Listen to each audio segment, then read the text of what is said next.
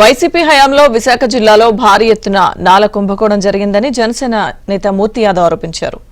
VMRDA పరిధిలో నాలా పన్నులు చెల్లించకుండా లేఅవుట్లకు అనుమతులు మంజూరు చేశారన్నారు. ఇక నాలా పన్ను ఎగ్గొట్టిన వారిలో వైసీపీ మాజీ ఎంపీ ఎంవీవీ సత్యనారాయణతో పాటు వైసీపీ నేతలు ఉన్నారని మండిపడ్డారు.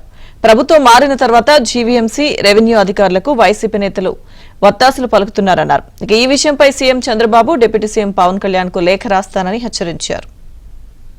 26/2021 అసెంబ్లీ సాక్షిగా నాలా చట్టాన్ని అమెండ్ చేసి ఉన్నప్పటికీ కూడా గత వైసీపీ ప్రభుత్వంలో సాక్షాత్తు విజిలెన్స్ అండ్ ఎన్ఫోర్స్మెంట్ అధికారులు ఎవరైతే నాలా పన్ను ఎగవేతదారుల యొక్క జాబితాని రిలీజ్ చేసి వాళ్ళు నోటీసులు ఇవ్వమని చెప్పి ఏదైతే ఆ యొక్క యజమానులకి నాలా పన్ను ఎగవేతదారులకి నోటీసులు జారీ చేశారో, ఎందుకు వైసీపీ ప్రభుత్వ హయాంలో నాలా పన్నును వసూలు చేయలేదు?